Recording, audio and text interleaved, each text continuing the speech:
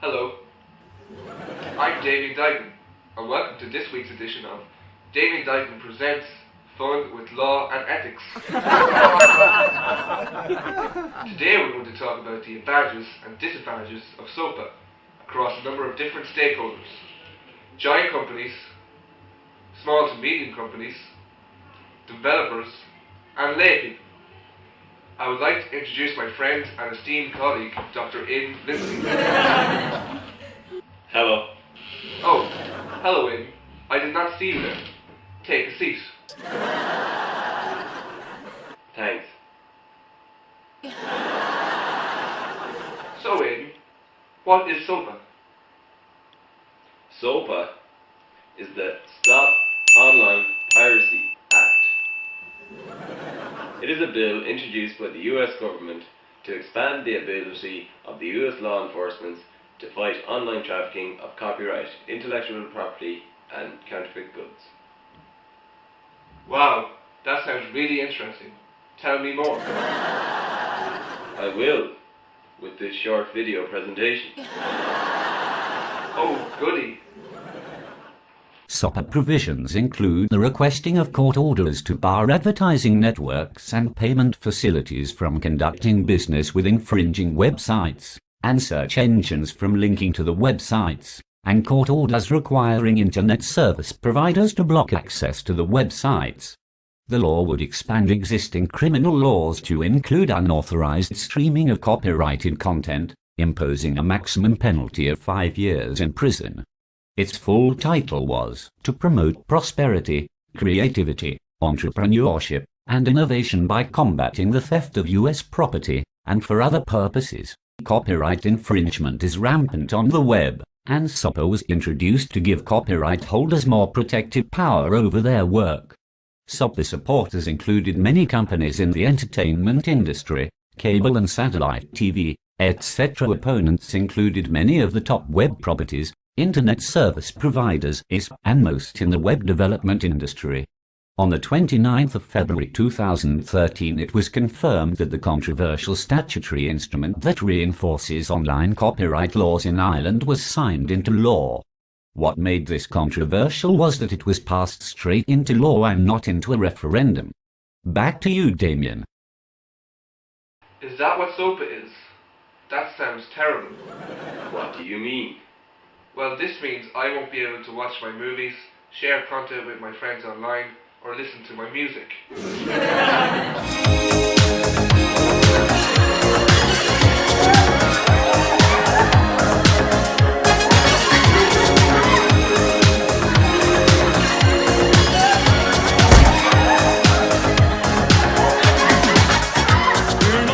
What was that for?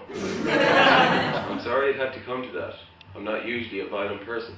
It seemed like you couldn't hear me over all the piracy. Well, I thought anti-piracy only has big corporations. Sopa isn't good for me.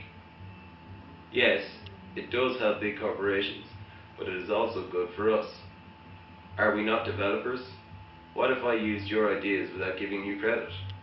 Well, I'd be darn tootin' mad. So, Sopa is good for protecting us as developers, and it protects music artists and movie companies, so that people pay for what they use. Piracy is wrong. Let this video explain. Piracy is the unauthorized use of works infringing the copyright holder's exclusive rights, such as the right to reproduce, distribute, display, or perform the copyrighted work, or to make the derivative works.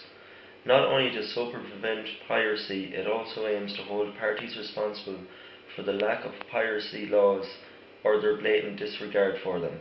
If the authorities do this, it would allow them to put these thieves behind bars and stop them from creating other websites with criminal content on it.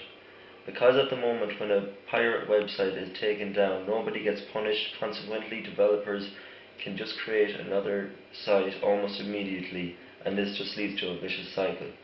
I want justice, damn it! Okay, I think I'm getting it now. Say, that's a nice t-shirt. Where did you get it? Oh, this? I make my own t-shirts to save money. Did you give Budweiser credit for using their design? No. Why would I do that? That would cost me money. Are you not in breach of copyright? And hey, I thought you watched pay-per-view stuff online for free all the time. And you're addicted to Facebook. Oh no! Maybe Sopa isn't the way forward. I think we need another opinion. Yes, I agree. I know very little about Sopa, and your view seems to be very pro-Sopa. I can help. Wait a minute. Who are you? I'm the founder of an online media business. Sopa will threaten websites like mine, or even Facebook, YouTube, Google, and Wikipedia. If websites such as these are compromised, this will result in major job loss and stifle even free speech. Why, even uploading videos to these websites could become a criminal offence, resulting in up to 5 years in jail. Imagine that, a world where you couldn't share these videos across these websites without possibly being convicted. Not only might that happen, but the price of products that can be bought today for as little as €1 would dramatically rise in price, as corporations know that customers don't have any cheaper alternatives. If Sopa were brought into power, there are many, many artists who would not get any opportunities in the music industry, as it would be extremely difficult for them to get their work out there, as they wouldn't have any platforms to use. The only people I can see this being positive for is major companies, and in a world where there already seems to be one law for the rich and one law for the poor, the internet is a place away from this, where minor companies, or the little guy like myself, can make a profit. Well, I'm off to stop Sopa before Sopa stops me. I have learned a lot about Sopa today. There seems to be a lot more to it than we first thought. Well, I am still pro Sopa, but I can see how it affects smaller companies and people, and how it could be bad for them. I don't think this argument is going to end anytime soon. There are two sides to it, but hopefully, somewhere down the line, we can have an act that benefits everyone. Yes, I think that could be good. Well, that's all we've got time for. Thank you to Aidan for your time. Join me next week for more Damien Dyden Presents Fun with Law and Ethics. Goodbye.